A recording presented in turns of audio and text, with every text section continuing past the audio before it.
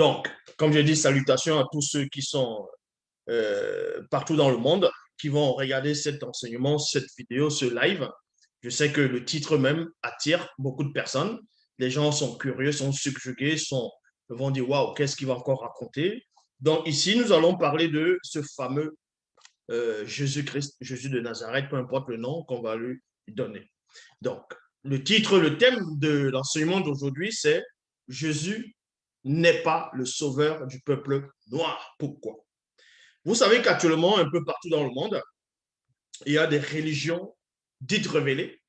Il y a ce qu'on appelle des églises, soi-disant des réveils, qui polluent un peu l'Afrique. Ici, on va plus parler de l'Afrique, l'Afrique noire. Il y a beaucoup de mouvements, qu'on va dire, des chrétiens en Afrique actuellement. Et d'autres disent que Jésus, soi-disant, est le sauveur, que Jésus est venu les sauver. Mais sauver de quoi? Ils ne sont pas capables de vous le dire. Ils vont dire que Jésus est venu les libérer. Mais les libérer de quoi? Ils ne sauront pas. Et certains disent que Jésus est Dieu, que c'est Jésus qui est le Dieu le Père, qui est en même temps le Dieu le Fils, Dieu le Saint-Esprit.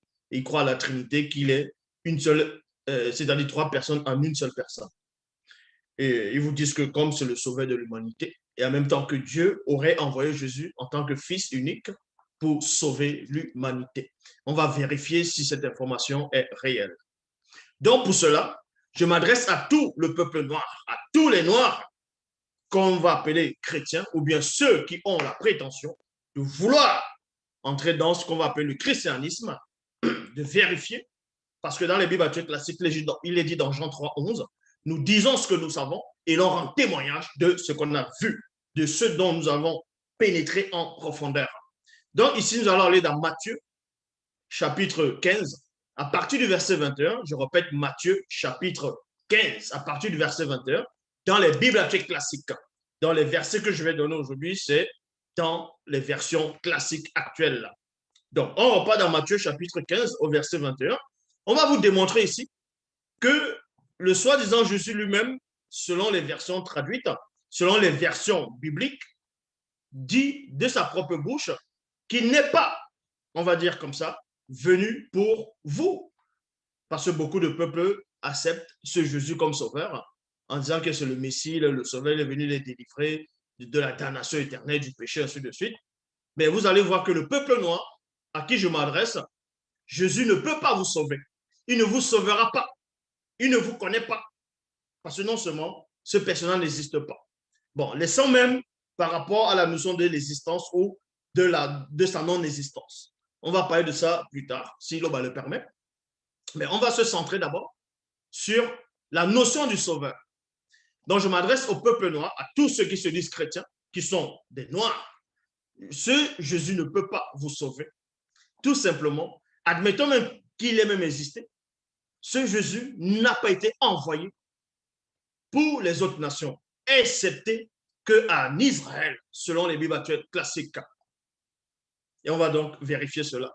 Dans Matthieu chapitre 15, à partir du verset 21, il est dit, Jésus partit de là et se retira dans le territoire de Tyr et de Sidon.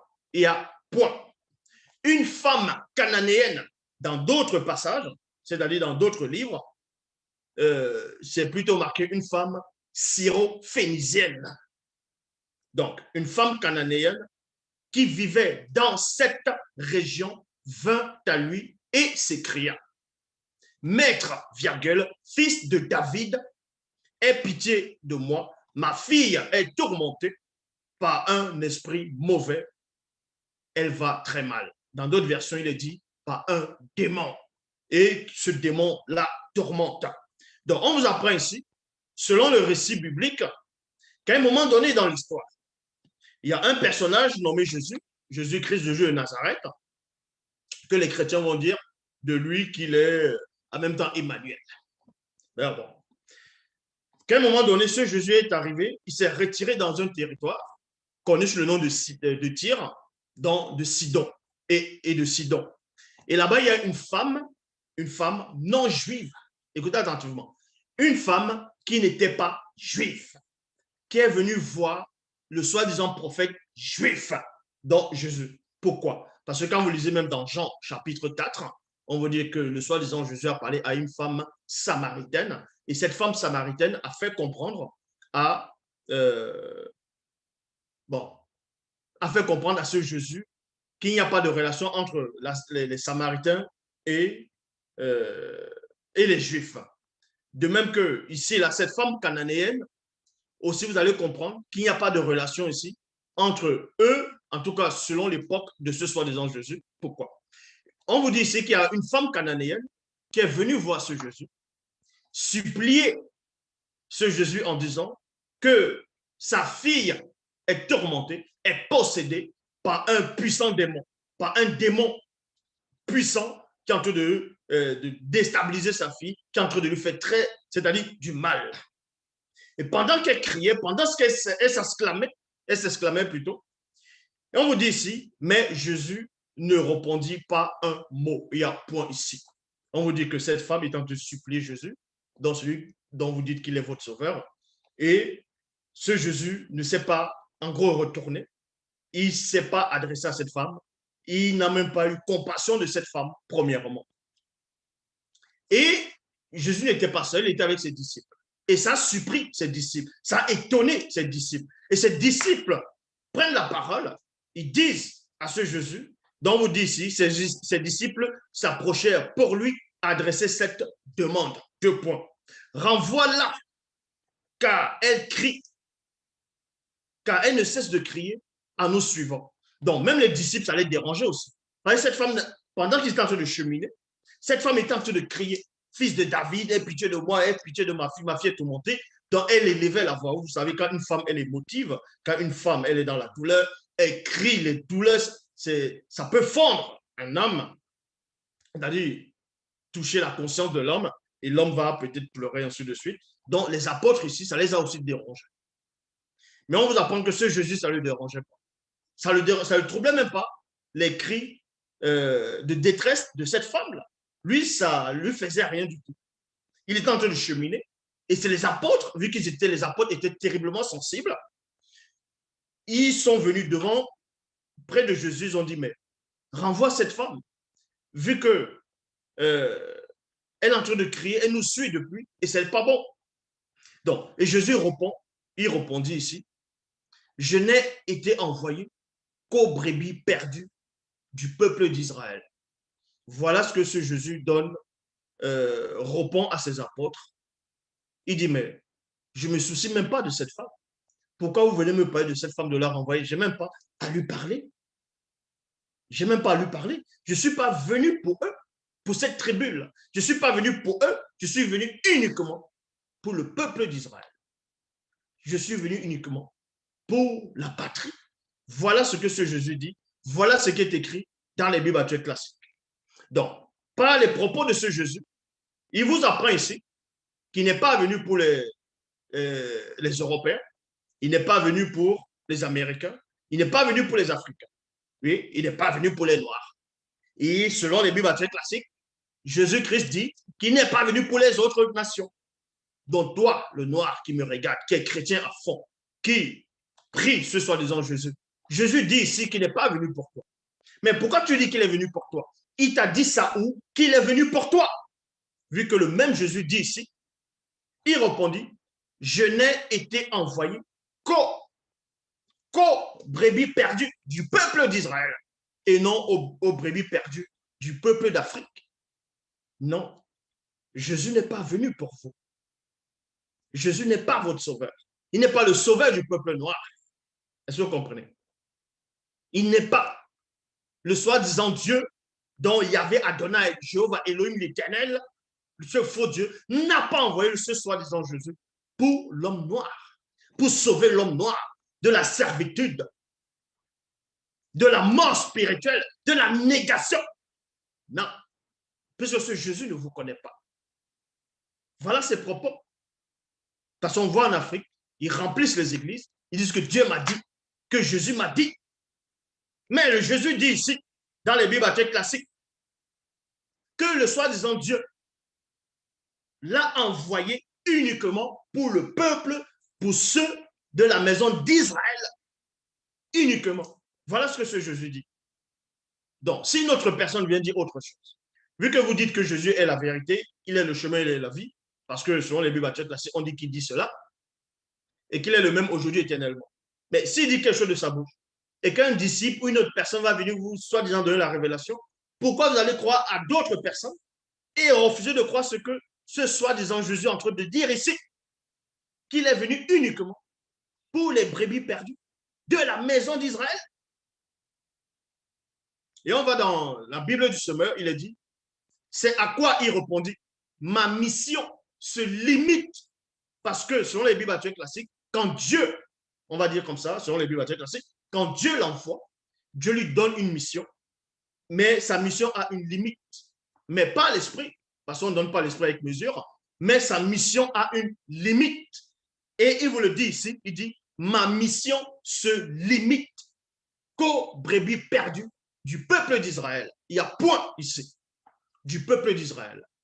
C'est pour ça qu'il y a maintenant, il y a des mouvements qui vont se lever, ils vont se dire d'eux qui sont des Hébreux israélites, d'autres des Kémites, ainsi de suite, bref, toutes sortes de formes de mouvements qui ne font que sortir un peu partout, mais qui ne serviront à rien. Qui ne servent à rien. Est-ce que vous comprenez? Qui ne servent à rien.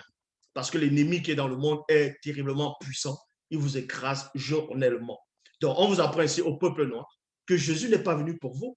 Le soi-disant Jésus dont vous priez, vous faites des nuits de prière, vous faites des jeûnes, vous priez, vous dites qu'il est votre sauveur, vous dansez, vous faites du jeûne, ainsi de suite. Ce Jésus dit qu'il ne vous connaît pas. Ce Jésus te dit à toi, à l'homme noir, que Dieu ne l'a pas envoyé pour toi. Dieu n'a pas envoyé Jésus pour toi. Puisque Jésus dit que sa mission est limitée, se limite uniquement aux brebis perdues de la maison d'Israël. Je sais qu'actuellement, beaucoup de ceux qui se disent chrétiens noirs, qui sont en train de m'écouter, qui sont en train de regarder cet enseignement, vont essayer de chercher des versets qui vont vouloir contredire ce que le passage que je viens de lire. Donc, vous voulez chercher un verset d'un soi-disant apôtre qui va contredire ce que Jésus lui-même sort de sa bouche, selon les Bibles classiques. Ah, vous voyez que déjà, vous n'êtes même pas logique. Donc, ici, on va aller dans Bible, parole de vie. Il est dit, Jésus répond, Dieu m'a envoyé.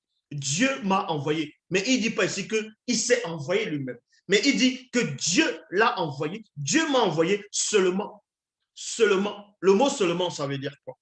Vous allez sur Internet, vous n'avez pas besoin de sortir de l'école, de la grande école spirituelle de Zouloula, ou bien d'Adva, de Saint-Cyr, ou bien, je ne sais pas, dans d'autres formes d'école. Vous n'avez pas besoin d'avoir bac plus, c'est pas bac plus 3 ou bien la licence pour savoir que quand on dit seulement, c'est seulement une chose. Donc, je bois seulement un verre d'eau. C'est-à-dire que je ne veux pas boire deux verres. Je ne veux pas boire trois verres. Si je dis que Dieu m'a envoyé uniquement pour boire l'eau qui est contenue dans ce verre, je ne veux pas boire les autres eaux, les autres, en gros, l'eau qui se trouve dans d'autres verres. Ça, je ne le ferai pas. Parce que si je le fais, je vais désobéir à celui qui m'a envoyé. Puisque dans Nombre 23, 19, on vous dit, selon les Bibles classiques, que Dieu n'est point un homme pour mentir, ni un fils d'homme pour se repentir. Donc, si déjà vous les chrétiens, vous dites que Jésus c'est Dieu lui-même, mais il va se désapprouver, alors comment? Donc, Jésus dit ici, dans les Bibles classiques, dans Bible Parole de vie, Jésus répond, Dieu m'a envoyé seulement pour les gens d'Israël, qui sont comme des moutons perdus. Il le dit. Il le dit. Dans la traduction Edmond Staffé, il dit, alors il prit la parole, deux points. C'est seulement aux brebis perdues de la maison d'Israël que j'ai été envoyé. C'est seulement. C'était ça le deal avant de descendre. Parce qu'on vous dit dans Philippiens 2, 59 que ayant vous les sentiments qui étaient en Jésus-Christ, lequel existait en forme de Dieu, il n'a point regardé comme il peut arracher des égal à Dieu, s'est dépouillé, il va prendre forme de serviteur en devenant semblable aux hommes, ayant paru comme un simple homme. Donc, vous voyez, il s'est humilié lui-même jusqu'à la mort, devenu semblable, c'est-à-dire, il est devenu plus bas, c'est-à-dire plus inférieur qu'à l'homme. Et dans la suite, on vous dit, c'est pour ça aussi que Dieu l'a souverainement élevé, parce qu'il a, soi-disant, accompli la mission de Dieu, selon les Bibles classiques. Donc, ce Dieu-là l'envoie pour quoi faire? Le Dieu dont vous dites qu'il est dans le Créateur et qu'il est le Père de Jésus, qu'en même temps il est Jésus, et vous dites qu'il est votre sauveur, Jésus dit ici que Dieu l'a envoyé seulement pour les gens d'Israël et non pour les Africains et non pour toi, le noir qui me regarde, et non toi, le noir qui me regarde, qui saute tous les dimanches, qui veille, qui prie les réunions de prière. Tu dis, ah, je m'en vais voir mon pasteur, je m'en vais, la Bible dit, vous allez évangéliser. Vous évangélisez pour rien. Vous travaillez même pourquoi? Vous évangélisez pourquoi? Vous prononcez le nom de Jésus pourquoi? Ça vous servira à rien. Ça vous sert à rien. Vu que soit dans vos propres Bibles, on vous dit que Jésus ne vous connaît pas. Puisque sa mission s'arrête uniquement dans la maison, c'est-à-dire dans le peuple d'Israël. Uniquement. C'était ça le deal avec son Dieu, selon les Bibles. C'est pour ça qu'il a dit dans la traduction, et moi ça fait. Alors il prit la parole, deux points, c'est seulement aux brebis perdues de la maison d'Israël que j'ai été envoyé. Donc, dans Matthieu chapitre 15, versets 25 à 26, il est dit, dans Matthieu chapitre 15, versets 25 à 26, il est dit, mais la femme vint se mettre en genoux devant lui et dit, Maître, aide-moi. Donc, on vous apprend que malgré que le soi-disant Jésus ait dit ouvertement que Dieu qui l'a envoyé, parce qu'il dit quoi? Que tout ce qu'il fait, tout ce qu'il dit ne vient pas de lui, mais de celui qui l'a envoyé. Et il dit ici que la mission qu'il est venu accomplir sur terre, donc l'œuvre qu'il est venu accomplir, vient de Dieu. Et que Dieu lui a donné une mission, que sa mission devait s'arrêter uniquement dans la patrie, dans la communauté d'Israël, pour ceux qui sont perdus dans la maison d'Israël. Vous voyez? Voilà ce qu'il dit. Cette femme a entendu cela. Mais elle vient quand même, elle poursuit. Et on vous dit ici dans Matthieu 15, 25 à 26, mais la femme vint se jeter aux pieds, aux genoux devant lui et dit, Maître, aide-moi. Dans le verset 26, le Jésus a entendu, cette femme a dit, aide-moi. Il y avait des gens autour. Les apôtres étaient là, il y avait du monde, les gens regardaient. Et Jésus lui répond maintenant à cette femme, il dit, il répondit, il n'est pas permis de prendre le pain des enfants et de le jeter aux petits chiens. Il n'est pas permis. Mais ça veut dire qu'il y a une loi, il y a un décret, il y a eu une interdiction avant que le soi-disant Jésus, selon les Bibles classiques, ne vienne accomplir la mission de celui qui l'a envoyé. Il y avait déjà un deal, il y avait un décret, il y avait une loi. Puisqu'il dit ici, il n'est pas permis.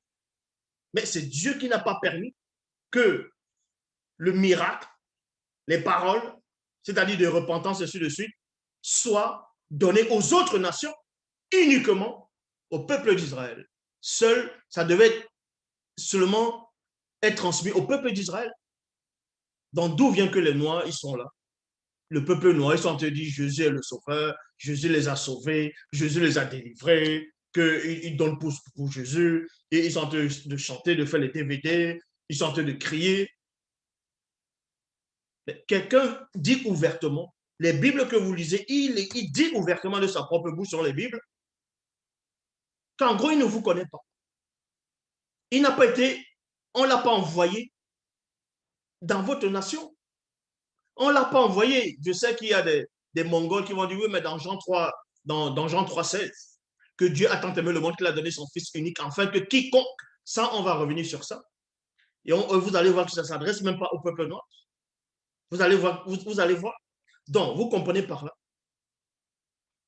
que, selon les Bibles actuelles classiques, si tu n'es pas juif, tu ne peux pas recevoir le salut. Maintenant, d'autres vont prendre les versions. Les passants, on va dire, oui, mais Paul a dit, maintenant en Christ, il n'y a plus juif, il n'y a ni juif, ni grec, ni ceci, ni cela, ni homme, ni femme. Donc, Paul vient contredire ce que le soi-disant Jésus dit. Donc, c'est ça. Donc, c'est Paul qui est devenu votre sauveur. C'est Paul qui est devenu votre parole d'évangile. Ce n'est plus Jésus. Donc, vous acceptez Jésus quand ça vous arrange, certaines paroles, mais quand ça ne vous arrange pas, vous acceptez ce qu'un autre apôtre va venir dire. le soi-disant apôtre Paul des Bibles actuelles classiques qui va contre la loi, puisque dans la loi de la circoncision a été instaurée dans les Bibles actuelles classiques par Dieu. Est-ce que vous comprenez? Selon, je dis bien selon les Bibles actuelles classiques, je ne dis pas selon la vérité, mais selon les Bibles actuelles classiques, par Dieu, à Abraham, selon ce qu'on veut nous faire croire, et qu'il a dit à Abraham que c'est une loi qui sera à perpétuité. À perpétuité, ça veut dire quoi? C'est-à-dire, tant que le monde existe, cette loi ne disparaîtra pas. Et que même les étrangers qui sont nés chez Abraham doivent être circoncis. Et le même Dieu qui avait dit ça, un prophète vient des années plus tard, des siècles plus tard, il va dire que Dieu n'est pas un homme pour mentir, ni un fils d'homme pour se repentir, donc pour revenir sur sa décision. Et on vous apprend qu'il y a un soi-disant Paul de Tarse, qui vient dire non, la circoncision ne compte plus. Que si vous faites circoncis, Christ ne vous servira à rien. Donc Dieu a changé d'avis. Dieu a dit, bon, tiens, la circoncision ne compte plus. Maintenant, je vais envoyer mon fils. Il va abolir tout ça. Donc, vous voyez que ça ne tient pas. Il va appeler ça le Nouveau Testament. Un Nouveau Testament. Non. Si vous acceptez que Dieu est tout-puissant, il ne peut pas se contredire. Il ne revient pas sur sa décision. Donc, le soi-disant Jésus des Bibles actuelles classiques, il confirme de sa propre bouche. Puisqu'il lui-même il dit quoi? Selon les Bibles actuelles classiques, que mes paroles sont esprit et vie. Donc, si sa parole, soi-disant, est esprit et vie, et que sa parole est la vérité, pourquoi vous ne voulez pas accepter cette parole qui dit qu'il n'est pas venu pour vous, le peuple noir? Il n'est pas venu pour vous. Il est venu uniquement chez les brebis perdues de la maison d'Israël. Mais cette femme va néanmoins continuer en disant à ce Jésus, aide-moi. Mais Jésus lui répond, il n'est pas permis de prendre le pain des enfants et de le jeter aux petits chiens et à point. Dans Matthieu chapitre 7,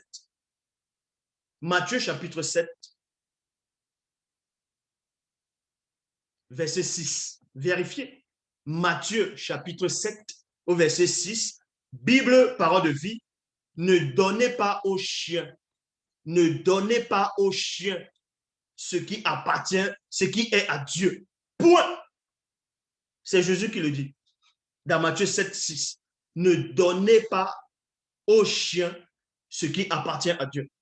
Donc, les paroles qu'il est venu apporter pour le peuple, on va dire selon les Bibles actuelles classiques, appartiennent à Dieu. Les miracles, les prodiges, ainsi de suite, appartiennent à Dieu. C'est pour ça qu'il a dit ici, il n'est pas permis de donner cela aux petits chiens, donc aux étrangers, aux non-juifs. Il n'est pas permis. Il a confirmé ça déjà avant. Ne donnez pas aux chiens ce qui appartient à Dieu. Non, c'est-à-dire ce qui est à Dieu. Il y a point ici, dans Matthieu 7, 6, dans Bible, parole de vie. Et on poursuit. Maintenant, les auteurs des Bibles, les Européens et d'autres personnes, quand ils vont, les Grecs, ainsi de suite, quand ils vont vouloir recorriger déjà ce faux truc, ils vont encore rajouter du mensonge en disant que non, il y a une grâce, la grâce a été accordée à la femme. Quelle grâce a été accordée à la femme? Nous allons voir ici le grand mensonge de la Bible ici, dans Matthieu 15, 27. Il est dit, la femme lui dit, 2 points, Seigneur, tu as raison, point. La femme dit à ce Jésus que tu as raison. Je sais que tu as raison. Que le don qu'on t'a donné, le pain, c'est-à-dire tu es le pain qui est descendu, selon les Bibles actuelles classiques, ne doit pas être donné aux étrangers, aux païens, mais est réservé uniquement pour le peuple. Parce qu'elle, c'est une femme. En tant que femme, c'est une mère, elle a un enfant. Et son sein, c'est-à-dire le lait qui est dans son sein, doit être uniquement utilisé pour son enfant et non pour des enfants étrangers. C'est pour ça qu'elle dit, tu as raison. Maintenant, il y a point. Et ensuite, elle poursuit et dit, pourtant, virgule, Les petits chiens mangent les miettes qui tombent de la table de leur maître. Il y a point. Les chrétiens, les soi-disant faux pasteurs, qui vont regarder, ils vont dire, ah ah, il vient de lire le verset qui, c'est-à-dire qu'il va le condamner. Comment il va expliquer ce verset maintenant? Mais c'est facile à expliquer. C'est facile à expliquer. Déjà, vous devez comprendre une chose. Quand cette femme dit à ce soi-disant Jésus, que pourtant les petits chiens mangent les miettes qui tombent de la table de leur maître. Et après, maintenant, on vous dit que Jésus aurait répondu à cette femme que, euh, qu'en gros, elle a une grande foi. Et maintenant, c'est à cause de sa foi que sa fille, elle est guérie. Donc, en gros, Jésus lui a donné le pain. Il lui a donné ce dont Dieu l'avait interdit de donner. On vous apprend que, soi-disant, Jésus a désobéi à celui qui l'a envoyé, puisque c'est une interdiction. Maintenant, on va dire qu'il a accordé la grâce. Ça, c'est faux. Pourquoi? Ce verset est faux. On va vous expliquer. Parce que la femme, ce que la femme dit, c'est quoi? Elle dit que les petits chiens vont néanmoins manger les miettes qui tombent de la table de les maîtres.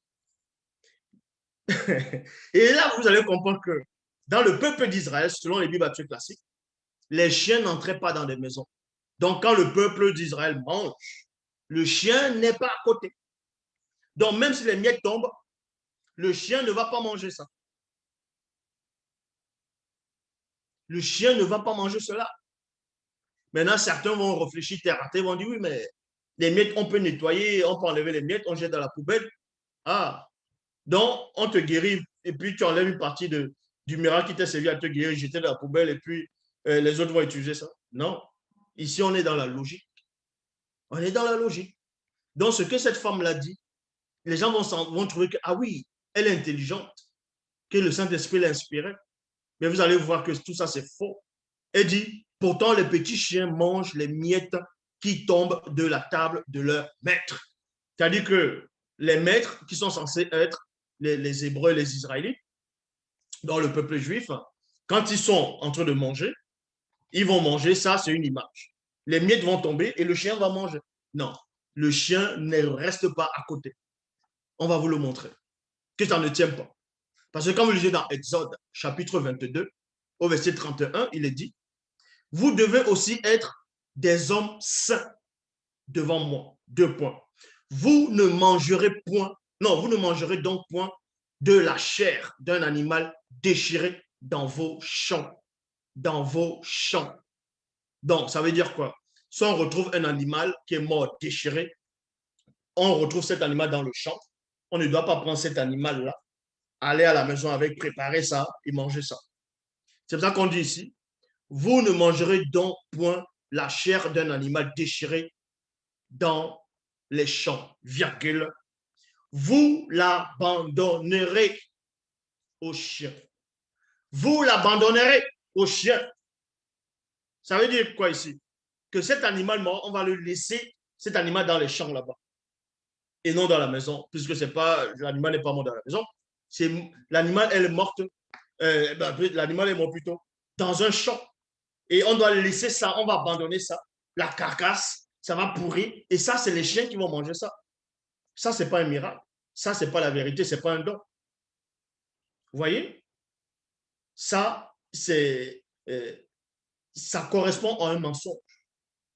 La carcasse qui a été déchirée, ça correspond à l'anti-vérité.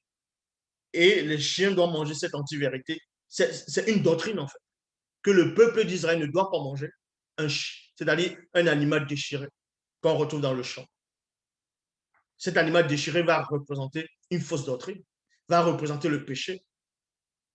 Et le peuple d'Israël, selon les Bibles classiques, les hommes doivent être saints. Ils ne doivent pas manger ce qui est impur. Et ce qui est impur doit rester qu'à ceux de dehors, aux d'autres nations, parce que le chien ici est considéré aux autres nations, est considéré à l'abomination, est considéré à ceux qui sont dans le péché. Vous l'abandonnerez. Donc, Bible a noté de Chaffner, il dit, vous me serez des hommes saints. Vous ne mangerez point la chair qui se trouvera dans les champs, virgule, les animaux déchirés. vous jeterez cela aux chiens. Mais ce qu'on est en train de donner aux chiens ici, là, ce n'est pas ce que le soi-disant Josué a ramené. Ce n'est pas ce que on dit que Dieu aurait dit à Jésus de ne pas donner aux autres nations. Ce n'est pas de ça qu'il est question. Mais ici, on vous montre que quand le peuple d'Israël mange, même s'ils sont sur une table, il n'y a pas les chiens en dessous de la table pour manger les miettes. Les chiens sont dehors. Ils ne sont pas là où les maîtres vont manger. Donc, quand on dit que les petits chiens mangent les miettes qui tombent sur la table de leur maître, ça, on veut vous faire croire, comme en Europe, comme en Amérique, vous êtes dans une maison, vous mangez à table, allez, les os tombent, la viande tombe, le chien il est là, il est au salon, il est en train de manger, ou bien il est dans la salle à manger, il mange. Non. Pour le peuple d'Israël, le chien ne devait pas être dans la maison. Donc, ce que cette femme-là dit ne tient même pas. Ils sont venus juste de venir rajouter cela. Donc, on poursuit. Bible a noté de Schaffner, comme je dis ici, vous me serez des hommes saints. Vous ne mangerez point la chair qui se trouvera dans les champs, virgule, les animaux déchirés. Donc, ce sont les animaux déchirés qui se retrouvent dans les champs que le peuple d'Israël, qui est censé être saint pour Dieu, ne doit pas manger. Et c'est qui, c'est-à-dire, c'est par cela impur. Et ce qui est impur doit être jeté aux chiens. C'est-à-dire que les animaux impurs ne doivent pas entrer dans la maison du peuple d'Israël, des enfants d'Israël, ne doivent pas entrer, ne doivent pas entrer. Donc, il n'y a rien de pur qui va tomber de la table. Dans 2 Rois, chapitre 9, au verset 10, il est dit, quant à Jézabel, personne ne l'enterrera, virgule, car les chiens la dévoreront dans le champ et non dans la maison, dans le champ de Zirel. Après avoir dit cela, le prophète ouvrit la porte et s'enfuit. Maintenant, on va dans Job pour vous montrer où le chien réside parmi le peuple d'Israël. Parmi le peuple d'Israël. Parmi ceux qui marchent selon Dieu. Parmi soi-disant où on dit que Jésus est venu. Dans Job, chapitre 30, au verset 10. Job, chapitre 30, verset 1. Bible du semeur, il est dit, mais hélas, aujourd'hui me voilà la risée des gamins, de gamins. Donc les pères étaient si méprisables que je n'aurais daigné les mettre avec mes chiens pour garder mon troupeau. Pour garder mon troupeau. Ça signifie quoi ici? On va aller dans une autre version, Bible seconde 21. Et maintenant, je suis un objet de moquerie pour de plus jeunes que moi. Pour ceux dont je méprisais trop les pères, pour les mettre parmi les chiens de mon troupeau. Les chiens de mon troupeau. Ça signifie quoi ici? On vous montre par là que le chien ne vit pas dans la maison. Et dans la maison où on mange et que les miettes peuvent tomber, le chien ne sera pas là. Donc ça, c'est faux. Les chiens restent dehors. Les places sont dehors. Donc il n'y a pas où le maître va manger sur une table et puis ça tombe. Maintenant, il y a des attardés mentaux qui vont dire, oui, mais il peut manger à la cour. À la cour et puis le chien tombe et puis la nourriture tombe. Oui, mais sauf que le chien ne doit pas être en présence. C'était comme ça. Parce que c'est quelque chose qui est impur. C'est quelque chose qui est considéré comme impur. Donc, quand ils mangent le peuple d'Israël, selon les Bibles classiques, ils sont censés être saints. Ils vont manger ce qui est pur, ce qui est censé être saint. Et on ne doit pas donner ce qui est consacré, puisque le peuple d'Israël doit manger ce qui est consacré, ce qui est purifié. On ne doit pas donner cela aux chiens. Et c'est là vous comprenez que la place du chien ici, c'est pour garder les troupeaux dehors, dans les champs, dans certaines bergeries. Les chiens, ils sont là-bas. D'où est-ce que le maître va aller manger et puis le chien, et puis ça tombe de la table? Vous voyez que ça ne tient pas. Apocalypse chapitre 22, verset 5. Dehors sont les chiens. Dehors sont les chiens. Traduction, le maître de Sarcy. Qu'on laisse dehors les chiens, virgule. Qu'on laisse dehors les chiens. Donc, quand la femme ici va dire à ce soi-disant Jésus, c'est là que vous voyez même que ce Jésus-là est faux. Parce que si ce Jésus existait réellement, s'il était ce que vous pensez qu'il est, il n'allait jamais guérir cette femme, l'enfant de cette femme. Puisqu'il ne va jamais donner quelque chose qui est sain aux chiens. Puisque c'est la loi. Maintenant, vous allez me sortir, oui, on a dit à Pierre, ce que Dieu a déclaré pur et pur. Mais ce n'est pas les mêmes choses. Vous ne comprenez rien. Donc, si ce soi-disant Jésus, Dieu l'aurait réellement envoyé, il n'allait jamais guérir cette fille, la fille de cette dame. Parce qu'il est censé apporter les choses saintes uniquement pour le peuple d'Israël. Et il sait que la loi interdit de donner ça à d'autres peuples. Parce qu'il doit obéir à celui qui est plus grand que lui.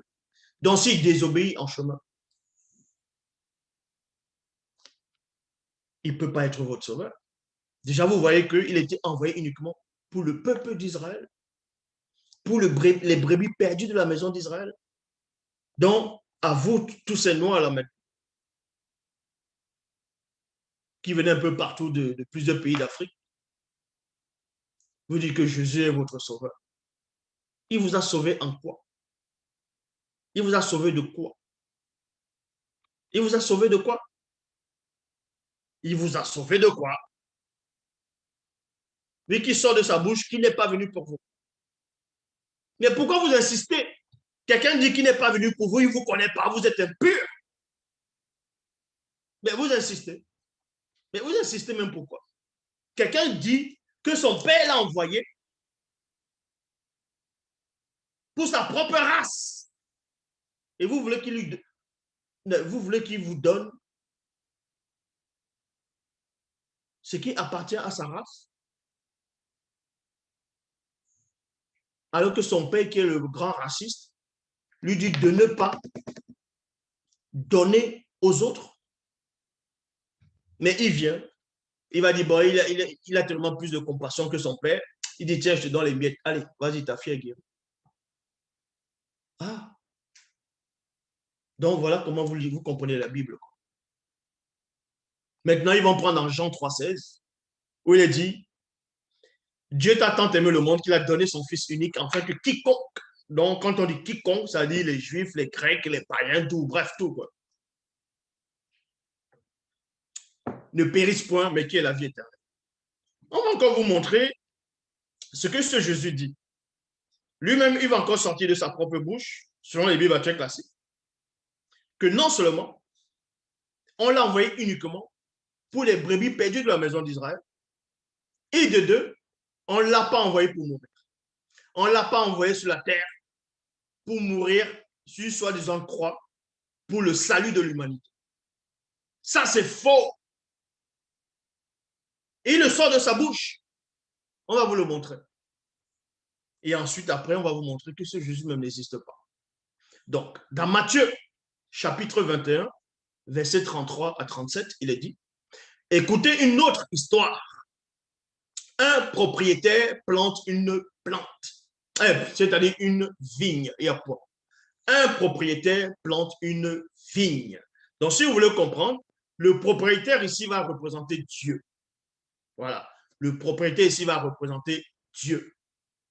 Il l'entoure d'un mur. Ça veut dire le mur ici va représenter quoi?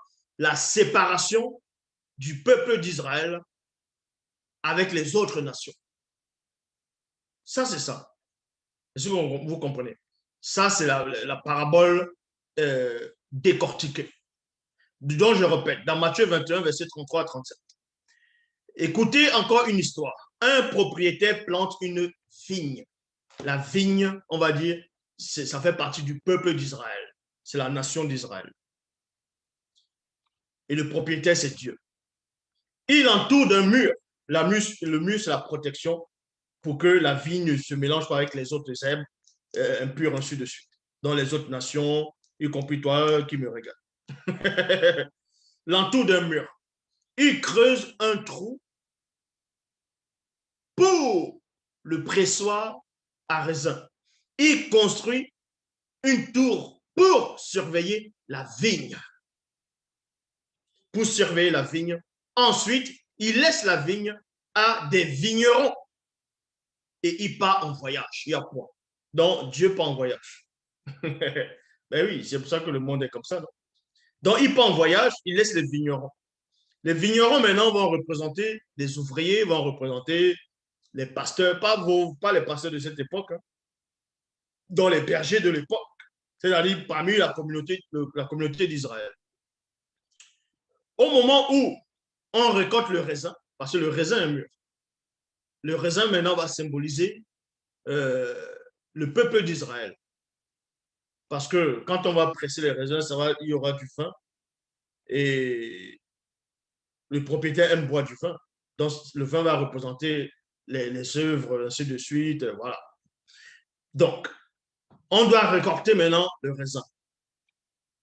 C'est logique. Donc, le peuple d'Israël, qui va faire partie maintenant des raisins, c'est-à-dire la vigne, et ensuite les œuvres, en même temps, c'est eux qui sont les raisins qui sont déjà mûrs.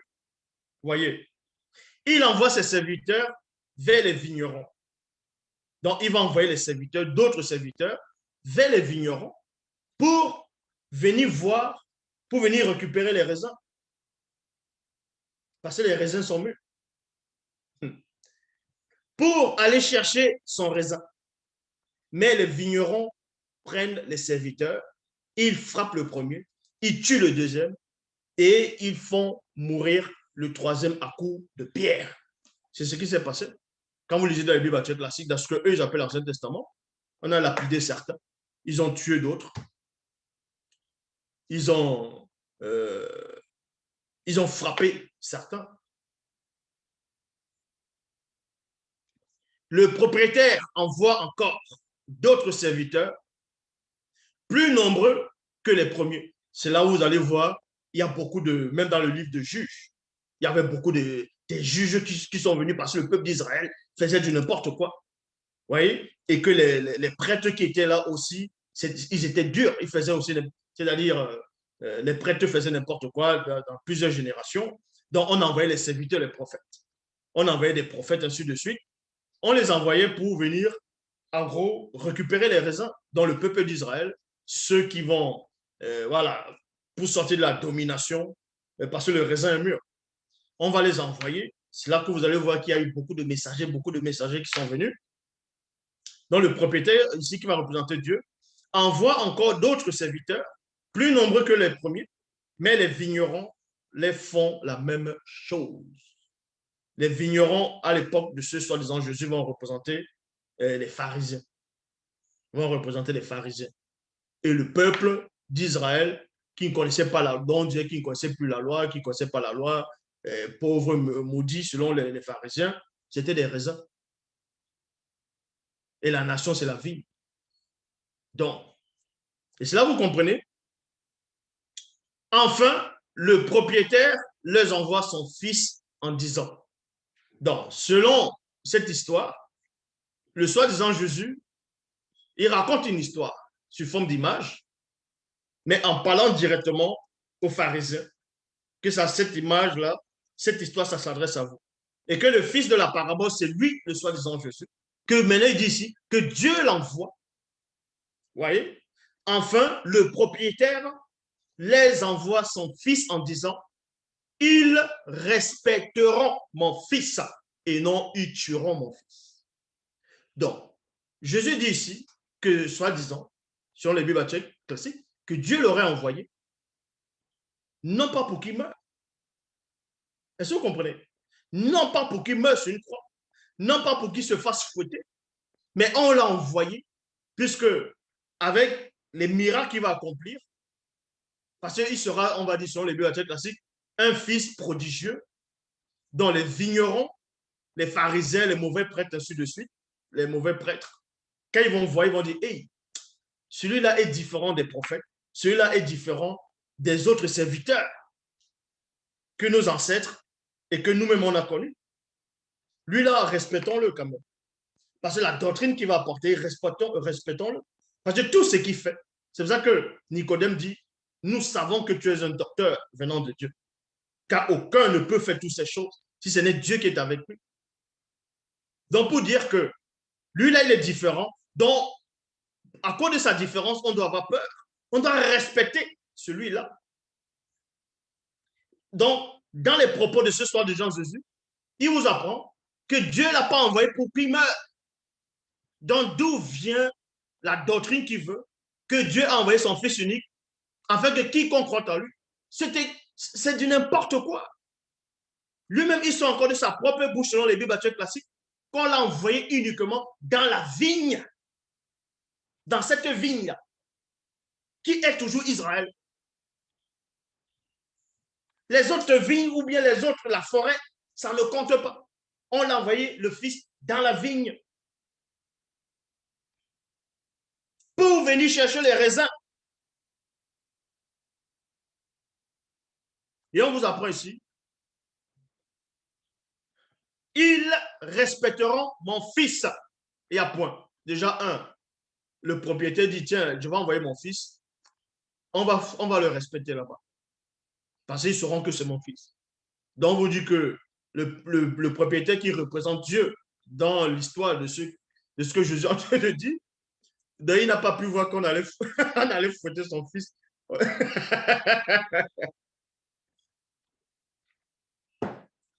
Donc, il ne pouvait pas voir qu'on n'allait pas respecter le fils qu'il a envoyé. Donc, vous voyez qu'ils sont là, ils viennent écrire des romans, ils écrivent des trucs, des sensations, remplis de sensations pour venir tromper l'humanité. Donc, c'est là où vous voyez que dans Matthieu 21, verset 37, contredit Jean 3, 11. Ah non, Jean 3, 16. D'où vient qu'on dit Dieu a tant aimé le monde qu'il a donné son Fils unique afin que quiconque croit en lui. Il a donné comment? Comme victime d'expiation. Il a donné comme victime. C'est faux. C'est faux. Le soi-disant Jésus dans les Bibles classiques dit qu'on l'a envoyé uniquement pour les bébés prédits de la maison d'Israël. Non pas pour qu'il vienne mourir pour les bébés prédits de la maison d'Israël. Même si on va dire qu'Ésaïe, quelques prophètes ont prophétisé sur sa mort, qu'il faut que le Fils meure et que dans 3 jours, et ils sont enterrés, 3 jours après, il va ressusciter. Tout ça, c'est faux. Vu que sa mission, c'était quoi? Il vient pour la vigne qui représente Israël, il récupère les raisins, il va donner à son père. C'est tout, c'était ça sa mission. Et pendant sa descente dans la vigne, il n'était pas question qu'il se sacrifie, il n'était pas question qu'il donne sa vie. C'était pas ça le deal. Donc d'où vient que on dit que Jésus est venu sauver l'humanité? Mais quelle humanité? Il est venu prendre les raisins d'une vigne. Il n'est pas venu dans la forêt. Il n'est pas venu dans la brousse. Donc, on va dire l'humanité. Et vous osez dire que, celui-là est contre Dieu, celui-là est contre Jésus. Mais vous pouvez mesurer la connaissance que j'ai.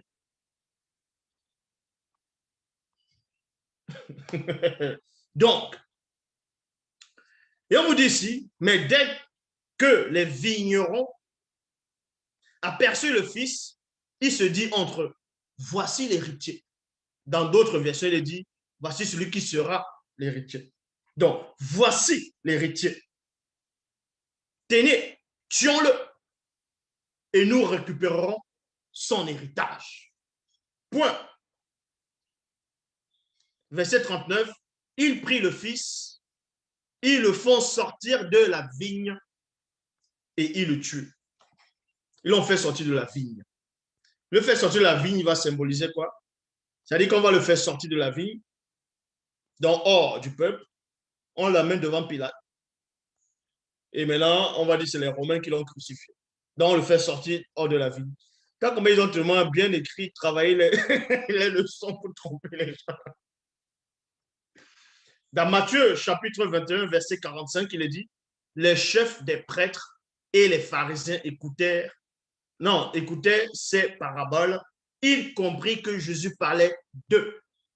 Donc, vous voyez, dans sous forme d'image, il a expliqué clairement sa mission, selon les Bibles classiques, que Dieu ne l'a pas envoyé pour d'autres vignes, ou bien pour la forêt, ou pour la savane, mais pour une vigne qui était entourée, qui ne devait pas se mélanger, et pour venir chercher les raisins. Pour venir chercher les raisins. C'est tout. Donc, d'où vient que tu viens chercher les raisins, et après, pop, tu dis, bon, tiens, je vais aussi prendre peut-être une goyave, je veux prendre une mangue, je veux prendre un pamplemousse, et on presse tout, et puis le propriétaire va boire, pense qu'il va aimer le goût, là. Mais vous ne comprenez même pas la spiritualité. Quand on vous dit la spiritualité est une question de race, pensez qu'on le dit parce qu'on veut le dire.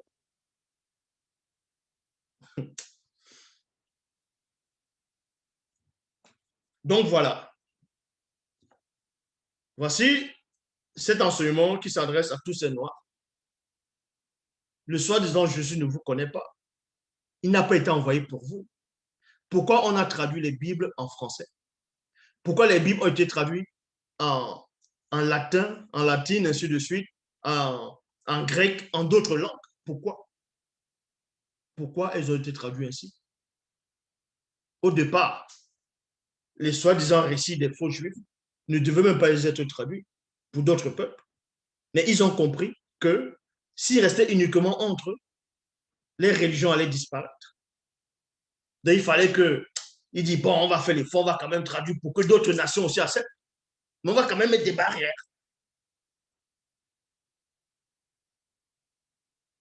Et là, vous dites que vous êtes des païens, que Dieu vous a fait grâce, il a envoyé son Fils, et vous êtes reconnaissant, parce qu'on vous a sauvé. Ouais, vous n'avez même pas honte. Regardez-moi les pauvres, les misérables. On vous a sauvé. On vous a sauvé de quoi? Des faux cheveux, des faux ongles, de ce que vous êtes. Vous décapez la peau, vous êtes complexé, vous faites vomir. Jésus le matin, Jésus à midi, Jésus le soir. Jésus, c'est qui? Vous allez me dire, oui, mais tu avais fait une vidéo, tu as dit que tu as vu Jésus. Oui, j'ai vu Jésus, le démon, qui prend l'apparence de Jésus. Oui, ce démon, je l'ai vu. Et alors?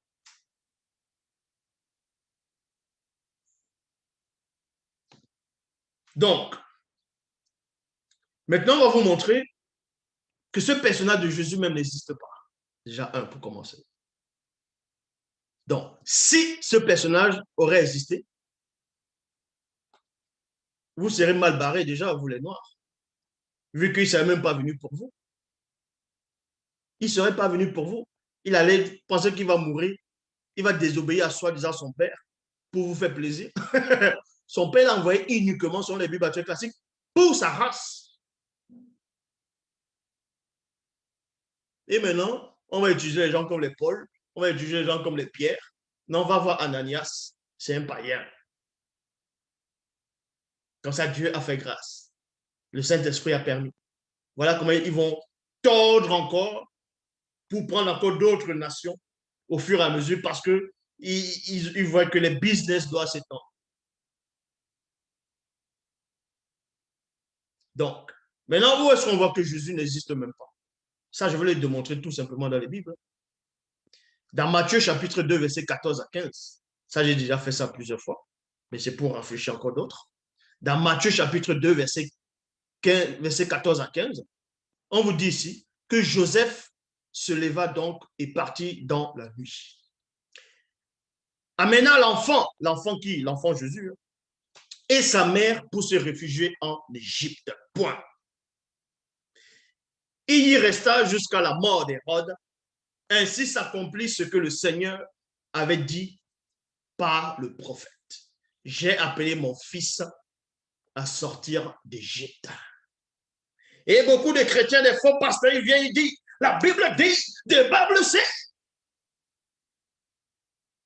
Et les gens disent, wow, il a la révélation, il parle avec onction, que mon pasteur parle avec l'onction. Quelle onction? Il vient regarder des hérésies, il récite les hérésies, les démons l'inspirent, et il va prêcher des excréments. On va dire que Jésus. Jésus, c'est qui? Voilà. On vous dit que Jésus était petit et que le roi Hérode devait le tuer, voulait tuer tous les enfants qui sont nés, les petits-enfants. Parce que, bon, il y avait une histoire comme ça. Ils ont juste reproduit l'histoire de Moïse. Ils ont reproduit l'histoire de Moïse. Cette histoire des Hébreux que Moïse allait délivrer le peuple d'Israël en Égypte n'a même pas eu lieu. Ça, je l'ai démontré. Je l'ai démontré et cette vidéo existe encore.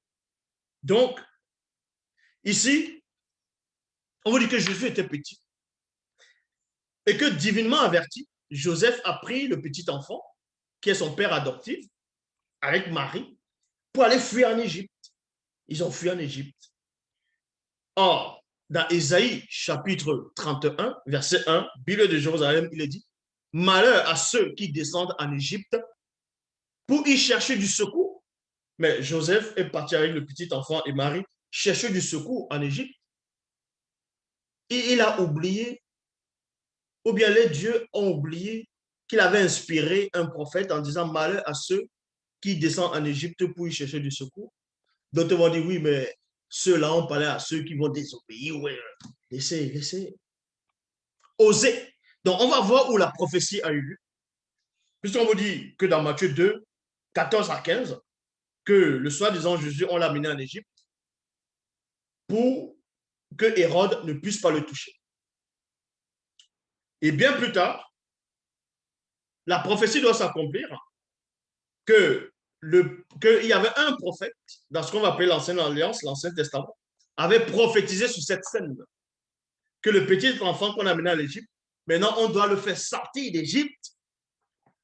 On va donc voir ce prophète-là, où ce prophète a prophétisé de cette scène-là. Et on va voir que ce prophète, en prophétisant par rapport à cette scène-là, ce prophète-là ne s'adressait même pas à ce Jésus. À ce Jésus. Ça s'appelle le christocentrisme. Vous voyez? Tous les prophéties majeures, tout ce qui est très intéressant, on va mettre Jésus là-dedans. Pour dire ça s'adresse à lui. On va dire un enfant nous est né, un fils nous est donné, la domination reposera sur son épaule, on l'appellera admirable, conseiller, Dieu puissant, Père éternel, prince de la paix. Ils vont dire c'est Jésus. On va parler d'Emmanuel, ils vont dire c'est Jésus. J'ai démontré qu'Emmanuel n'a rien à voir avec Jésus. Je l'ai démontré. Donc, Matthieu chapitre 2, verset 15 est faux. C'est une usurpation de ce qui est faux. Je lance le défi, ici, là, en direct. Je lance le défi à quiconque dans le monde, quel que soit ton niveau intellectuel. Toi qui penses que tu as le Saint-Esprit ou que Dieu t'inspire, je te lance le défi. Ici, de me montrer où est-ce que la prophétie s'est réalisée. Quel prophète avait annoncé cela? Dans Matthieu 2,15. Passons, on va aller dans Osée 11. 1. Il est dit, Bible en français courant, quand Israël était jeune, je me suis mis à l'aimer, dit le Seigneur, et je l'ai appelé lui. Lui, c'est qui? Mon fils a sorti d'Égypte. Le prophète Osée en train de prophétiser pour le peuple d'Israël, soi-disant, que Moïse a retiré d'Égypte sur la servitude.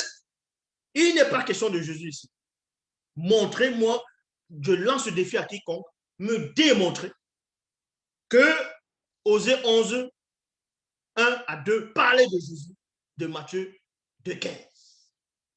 Ça, c'est le christocentrisme. C'est du mensonge, l'usurpation d'identité. Voilà. Des excréments, des hérésies. Osée chapitre 11, verset 2. Bible de la liturgie. Quand je l'ai appelé qui? Ce fils-là qui allait qui était en Égypte. Quand je l'ai appelé, virgule, il, c'est-à-dire le fils-là, s'est éloigné pour sacrifier au Baal et offrir des offrandes aux idoles. Donc, si Osée 1 à 2 parle ici de Matthieu 2, 15, montrez-moi alors dans quelle version de Bible où Jésus, il s'est éloigné, il allait adorer Baal. Il allait offrir des sacrifices qui n'avaient rien à voir avec Dieu. Montre-moi. Vu que dans Osée 1, Osée 11, 1, ce jeune garçon quand Israël était jeune, je me suis mis à l'aimer, dit le Seigneur, et je l'ai. Vous n'avez pas besoin d'avoir des grands diplômes pour lire ce petit truc. Que ce soit en hébreu, que ce soit en langue hébraïque, que ce soit en grec, c'est la même chose. C'est écrit pareil. Vous n'allez pas me dire que c'est une traduction. C'est faux. C'est écrit pareil. Je lance le défi. Ceux qui lisent l'hébreu ou ceux qui lisent le grec, qu'ils aillent lire cette Bible en hébraïque, en hébreu, et ils disent que ce n'est pas le contraire.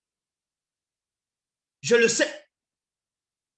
Donc, on dit ici, quand Israël était jeune, je me suis mis à l'aimer, dit le Seigneur.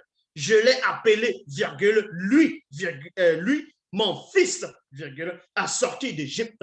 Donc, ils ont juste pris ce passage, ils ont écrit Matthieu 2, 15, pour tromper les gens, pour donner une existence à ce Jésus, sur des prophéties qui s'adressent à d'autres personnes. Donc, on voit comment ils inventent un personnage. Après, on vient en Afrique, on fouette vos ancêtres. On les dit, et ce n'est pas qu'en Afrique. Hein. Ils sont allés en Chine, ces missionnaires, ils ont donné l'opium aux Chinois, la drogue, on les a endoctrinés. Ils sont allés aux Antilles, un peu partout, même dans les villages, dans les régions, dans les îles. Ils venaient pour flatter, et en même temps, il y a des soldats. Ils fouettent les gens. On achète, c'est comme ça qu'ils acceptent le christianisme. Vous ne connaissez pas l'histoire de l'acquisition papale? Vous pensez que ça s'est passé comment? Parce qu'en Afrique, il y a les églises, là-bas, là, comment? Parce que les Noirs les ont ouvert les mains comme ça. Ah tiens, il y a un Jésus qui arrive. Non, on a massacré vos ancêtres. On les a fouettés pour installer ces religions là-bas. Vous venez des pauvres arrivistes, vous venez d'arriver, vous trouvez les églises déjà établies, les cathédrales, les églises catholiques, ainsi de suite. Vous grandissez dans ça. Après, je vous dis, ah non, je quitte ce catholicisme, je deviens pentecôtiste, je deviens évangélique. Que maintenant, c'est les catholiques qui sont forts. C'est vous les évangéliques, mais vous êtes la même chose. Vous pensez que vous dépassez les catholiques? La nourriture que les catholiques emportaient, c'est de ça dont vous vous nourrissez. Le Jésus des catholiques, c'est le même Jésus que vous priez dans vos fausses églises. Qu'est-ce que vous connaissez que le pape là-bas là, ne connaît pas, que les évêques ne connaissent pas? Vous pensez que vous c'est soi-disant chrétien ou bien c'est soi-disant faux pasteur, les bishops, vous dites les bishops, parce que vous aimez dire ça en anglais. Vous dites bishop, parce que le mot bishop, ça doit bien sonner. Mais dites évêque directement en français. Pourquoi le mot évêque, c'est pas bon? Vous êtes obligé de dire bishop. Donc, vous comprenez par là que Matthieu 2,15 est faux. Matthieu 2,15 est faux. A été pris dans Osée 1, non, dans Osée 11, 1 à 2. Et Osée 11, 1 à 2 aussi est faux. Vu que le peuple d'Israël n'a pas subi l'esclavage en Égypte. Ça, je l'ai démontré. Même si c'est écrit dans le mot fausse Bible. Je l'ai démontré. Et jusqu'à présent, personne ne m'a prouvé le contraire. Donc, je poursuis. Dans Luc, chapitre 24, au verset 28, Bible de la liturgie, il est dit, c'est un moment où on vous dit que Jésus a ressuscité. Après, il a rencontré deux disciples sur le chemin d'Emmaüs. Et les disciples allaient rencontrer d'autres apôtres. Ils avaient rendez-vous dans un endroit, quelque part dans une maison, où ils ont l'habitude de se réunir, souvent. Et en cours de route, il y a un personnage qui vient. Les disciples n'ont pas reconnu ce personnage. On me dit que ce personnage, c'était Jésus. Donc, il se met à cheminer avec eux en route. Et ce Jésus dit, mais vous avez l'heure abattue, qu'est-ce qui se passe? On lui dit, mais est-ce que tu es le seul à séjourner ici qui ne sache pas ce qui s'est passé? On lui dit quoi? Il dit, mais ce Jésus de Nazareth, ainsi de suite. En gros, il pensait que c'est lui qui allait délivrer Israël. Et ce personnage est en train de lui dire maintenant, mais vous êtes lent à comprendre, en gros. Les Écritures ne disent-elles pas que voici, il fallait que. Bon. Dans Luc 24, verset 28, Bible de la liturgie, il est dit, quand ils s'approchèrent du village où ils se rendaient, virgule, Jésus fit semblant. Jésus fit semblant d'aller plus loin. Vous tapez la définition. Le mot faire semblant, c'est quoi? C'est le mentir. C'est adopter une attitude de vouloir mentir. C'est exactement comme quelqu'un a un sans-papier. Il est en train de marcher et la police le surveille, la police dit vos papiers. Il sait que dans sa poche, il n'a pas de papier. Mais il met quand même la main pour essayer de chercher ses papiers. Il est en train de faire semblant, de faire croire aux policiers qu'il a les papiers dans la poche, il est en train de chercher. Ça, c'est un menteur. Donc, Jésus a fait semblant d'aller plus loin pour voir la réaction de ces deux disciples-là. Et ça, c'est un mensonge. Faire semblant, c'est adopter une attitude de vouloir et mentir. Traduction, King James. Et il faisait comme s'il voulait aller plus loin. C'est toujours faire semblant. Bible en français courant, Jésus fit comme si il voulait poursuivre sa route. Maintenant, il y a des attardés qui vont dire, oui, mais dans la Bible, lu second, dans d'autres versions, il n'est pas écrit comme ça, c'est écrit fait mine d'aller plus loin. C'est la même chose. Si vous ne connaissez pas les mots, le français, vous retournez à l'école. Ça veut toujours dire fait semblant. Point. Donc Jésus fait semblant, parce que c'est un menteur. Exactement comme Satan. Satan, il fait semblant. C'est tout. Il fait semblant. Et voilà comment ce Jésus va encore se gourer. Votre Jésus, il se gourre. Parce qu'on dit qu'il est l'écriture, que la parole a été faite chair. Mais si la parole a été faite chair, et que c'est lui qui est la parole, et que lui, en tant que parole, il a inspiré les prophètes, mais il ne va pas contredire ses prophètes. Il ne va même pas oublier. Il ne va pas se contredire. Il ne va pas oublier la propre loi que soi-disant vous dites qu'il a déjà inspiré aux prophètes. Dans Jean 3, 13, on vous dit que Jésus parlait avec Nicodème. Et dans la conversation, il dit à Nicodème que personne n'est monté au ciel. Il y a virgule. Sinon, celui qui est descendu du ciel, le Fils de l'homme qui est dans le ciel. Il y a point. Et les gens vont dire, wow, les gens vont lire, ils vont être contents. Alors que vous ne comprenez même pas que ce passage-là vous montre que Jésus n'existe pas. Pour des nouvelles personnes qui n'ont pas compris ce passage, je vais lire, je vais décortiquer. En fait, que vous soyez un peu intelligent et éclairé. Dans Jean 3, 13, il est dit, personne n'est monté au ciel. Ça veut dire aucun homme n'est monté au ciel. Aucun homme, aucune créature n'est monté au ciel, virgule. Sinon, celui qui est descendu du ciel, virgule. Donc, il dit par là que personne n'est monté au ciel, à part lui-même qui est descendu du ciel, c'est-à-dire il a la capacité de remonter après. Mais il précise, il dit, le Fils de l'homme qui est dans le ciel. Donc, il veut par là dire ici qu'avant de descendre, il était déjà Fils de l'homme. Vous voyez comment ils ont écrit cela? Et les gens ne comprennent pas ce que ça veut dire. On veut par là dire ici que Jésus, avant de descendre sur terre, la première fois, parce que d'autres vont dire, oui, il est descendu, c'était lui qui était le rocher, il est la christocentrisme, il est venu au temps d'Abraham, ainsi de suite. On vous dit ici que Jésus dit dans sa propre bouche, pas sa propre bouche dans les Bibles classiques, que personne n'est monté au ciel. Déjà, ça c'est faux. Il y en a qui sont montés au ciel. Et ça, on va le montrer, il y a des versets qui existent. Donc, ce Jésus a oublié qu'il y avait des gens qui étaient montés au ciel. Non, ce n'est pas qu'il a oublié. C'est que ce personnage de Jésus n'existe pas.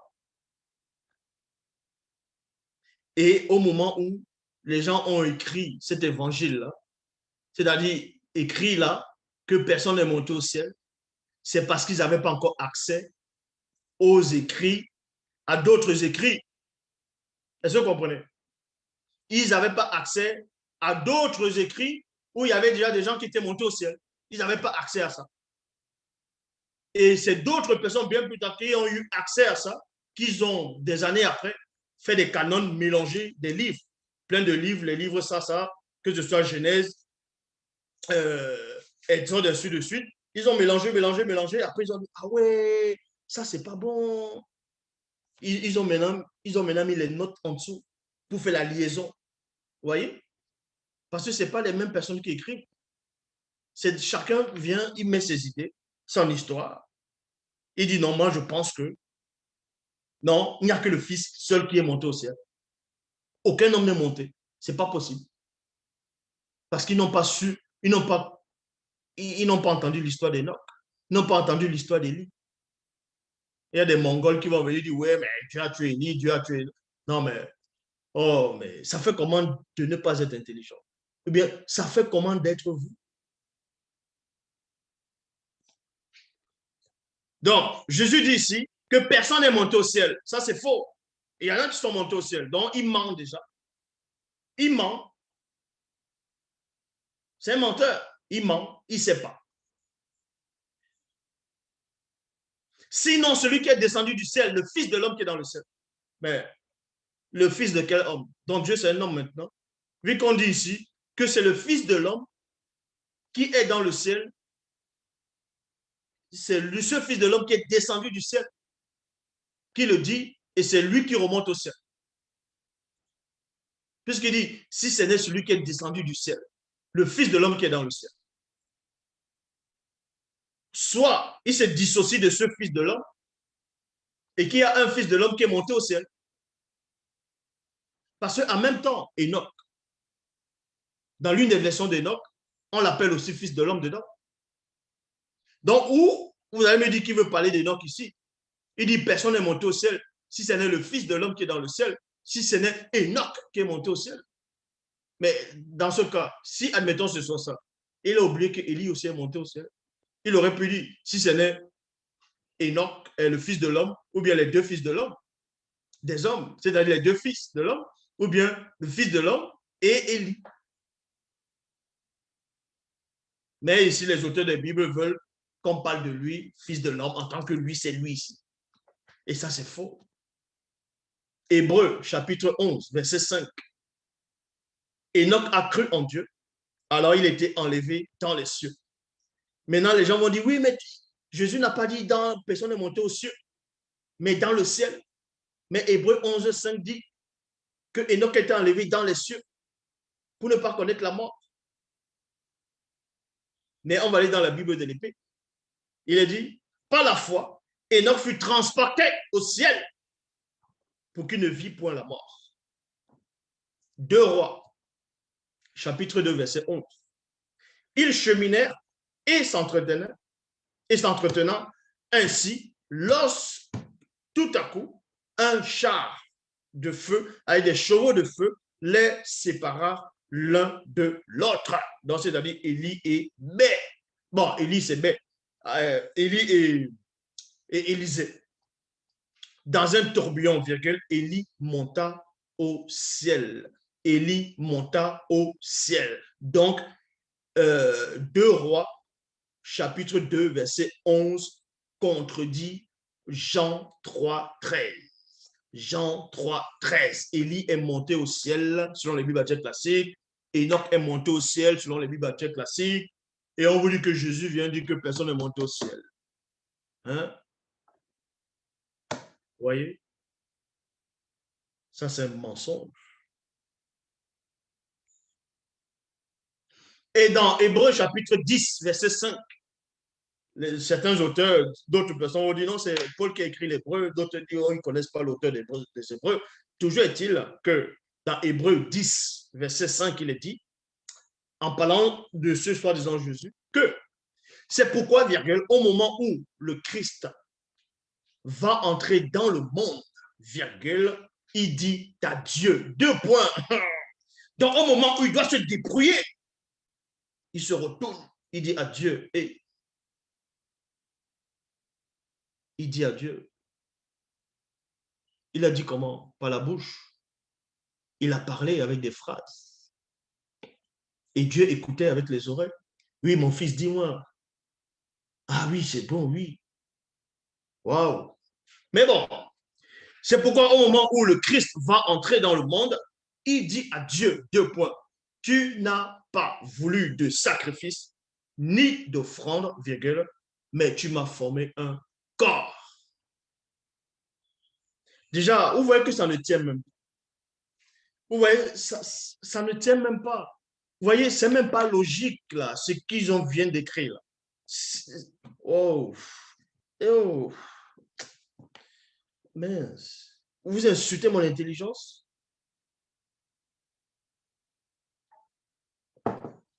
C'est pourquoi, au moment où le Christ va entrer dans le monde, virgule, ça veut dire qu'il n'est pas encore entré dans le monde. Il est encore en tant qu'esprit. Et il n'a pas encore de corps physique. Comment ça, il n'a pas encore de corps physique? Il dit à Dieu, tu n'as voulu ni de sacrifice ni offrande, mais tu m'as formé un corps. Le corps n'est même pas encore formé. Il dit que Dieu l'a déjà formé un corps.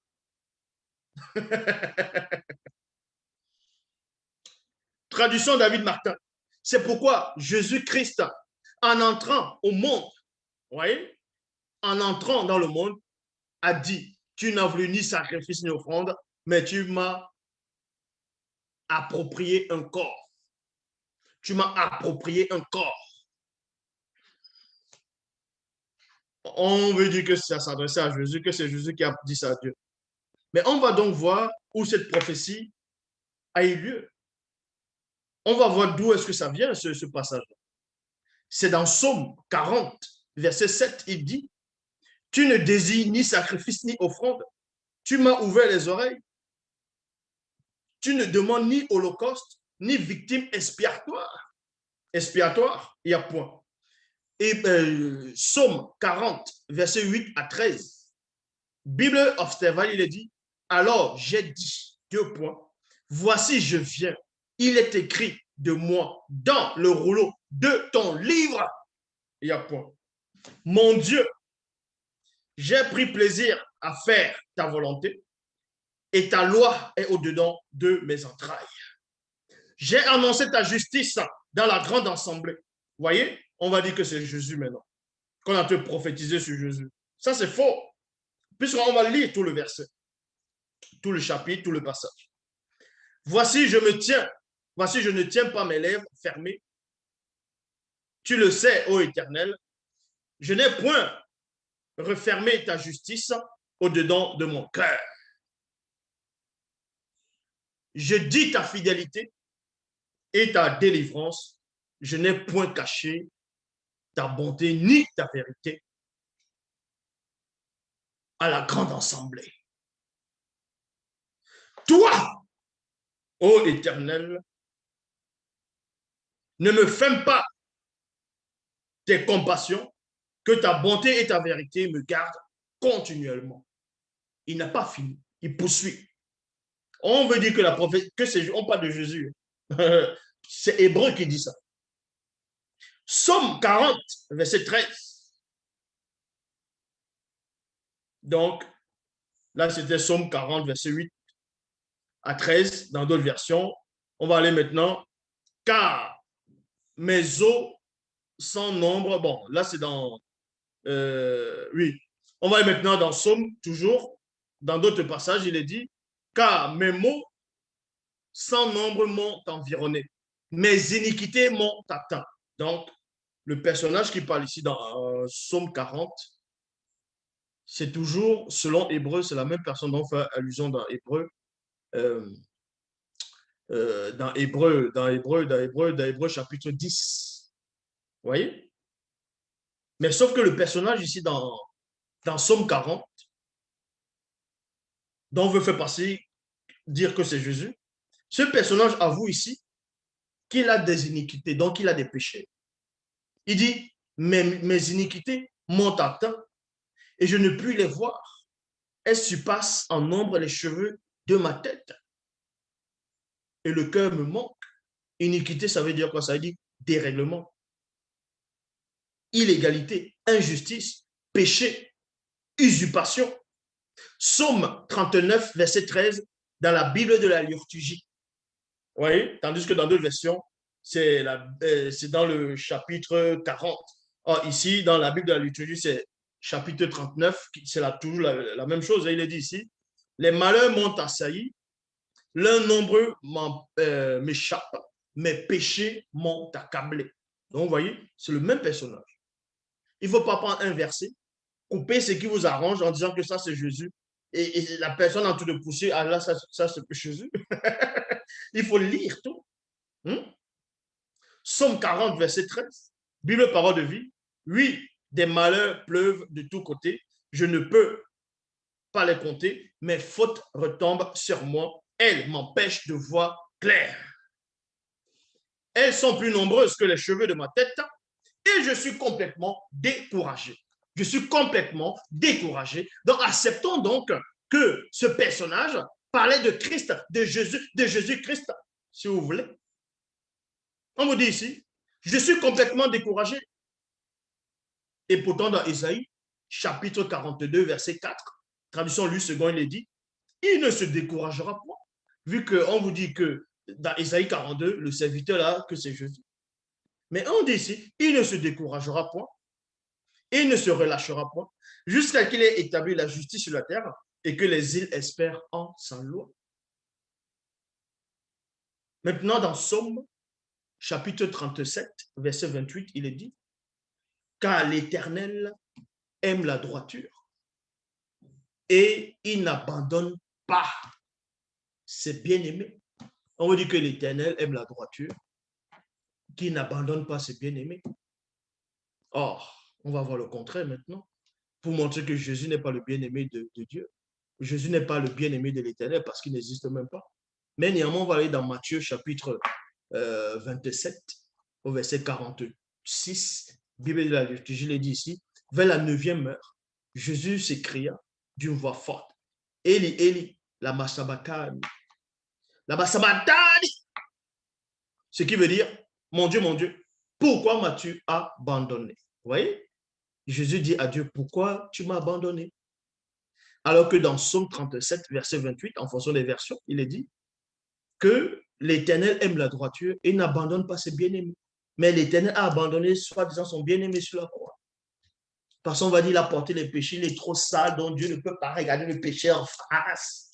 Dieu ne regarde pas le péché en face. Parce qu'il est trop pur. Donc, vous voyez que tous ces sont des balivernes. Dans Peuple Noir, l'instrument de ta délivrance est là, c'est Bible. La seule version authentique. Bible. On te décrit la vraie histoire de l'humanité, de la création tout entière. On te parle de la fin, du début, la fin et l'oméga, le début et la fin, le commencement, du pourquoi des choses, comment tout a été créé avec précision. Le vrai nom des vrais disciples, des vrais apôtres, ils étaient tous des Noirs. Tous les prophètes qui ont été envoyés sont des Noirs, les patriarches, ainsi de suite. Ceux qu'on va appeler depuis Adam, les Noé, les Abraham, c'était des Noirs. Est-ce que vous comprenez? Toute l'histoire est contenue dans la Bible. Et le vrai Christ, c'est Dieu qui s'appelle. Ce n'est pas Jésus-Christ. Jésus-Christ n'existe pas. C'est un démon qui est derrière. Le vrai Christ, c'est Dieu qui s'appelle. Vous voyez? En même temps, Dieu qui s'appelle. Donc voilà, Bible, la seule version authentique. Le savoir de l'humanité. La connaissance est là. La seule version authentique. Pas de faute, pas d'erreur, pas de contradiction. Est-ce que vous comprenez? Voici l'instrument. Voici l'instrument. Voici l'instrument. Donc, je suis la seule personne dans l'histoire de l'humanité. Montrez-moi un seul noir qui a écrit une Bible. Pas les Bibles où on dit Jésus, il reprend les mêmes choses, il dit Jésus, il modifie les petits trucs. Non, il n'y en a pas, ça n'existe pas. Je suis le seul. Est-ce que vous comprenez? Je suis le seul. Plus de 1000 pages. Ça a dépassé les 1000 pages. Plus de 1000 pages. Je suis le seul dans l'histoire de l'humanité, le seul. Ouais, c'est la seule version. L'Oba se glorifie toujours. Donc, je m'adresse à tous ceux qui sont dans d'autres soi-disant religions, spiritualités bizarres. Sortez de là et venez à la source qui est devant vous. Vous avez des preuves. Jésus n'existe pas. Ce que vous ressentez, ce sont des sensations. Le démon qui est Jésus, je le connais. Je connais ce démon. Croyez-moi, je connais ce démon. Et je sais ce que ça produit en vous. Je sais ce que ça produit en vous. Donc, l'Oba se glorifie toujours. Aujourd'hui, on est vendredi. Il y a des questions-réponses. Vous allez vous connecter où il y a des questions-réponses et vous allez poser des questions. Donc, voilà. À plus tard.